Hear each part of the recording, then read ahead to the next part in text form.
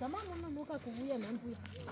Unongozaidi kugadzira tuva zvikuru. Gaichuya ayipuya vakuita venda kugadheni mukanonoka muya vanodzoka mozoribudisa sevhiri. Shuwa simbi ndakurwa ichapi. Mozoribudisa sevhiri yacho muda kuzongondirovesa ndikwa. Tuva zvikuru. Ndikutengeserai mavhiri pano. Ndichitoitawo zvinhu zvamadhiri pano. Fambisai. Muone vhiri racho mutore muni.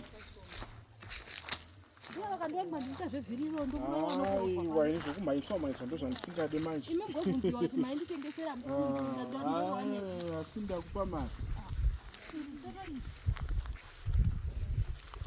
Iri racho riri kupi? Batai kuti batirane iri. Iri? Ndovhiri wakanditengesera?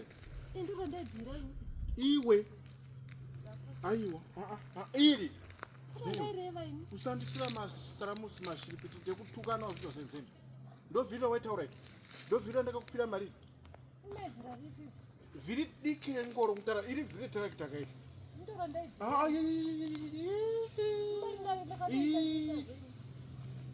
Wati? Mari yacho ndakatoishandisa ini. Uda kuita chikribiri chitsotsi chisina nebasa resanditi.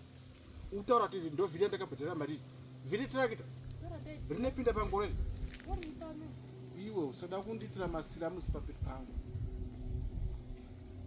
Azvindishupe. Saka fanele aiwa. State nejocho madomasi mambishi. Iyi ndingatombirira mbi yakwe. Ndovanga ndikwanisa kuti ipe. Azvitorina. Ndorishandisa chiro. Ndikukura kwarakita. Ndipinde pa ingoro ipinde futi yakita. Uda kundiita skimu.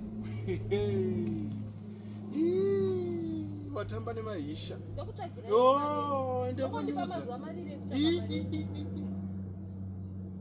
Ini ndokunyudza kana usingandizive zvakanaka. Usada kunditira masaramusi, uda kundisunungura pamberi pangu.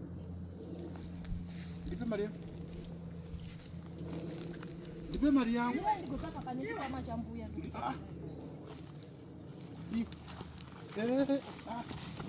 Manja, mbate.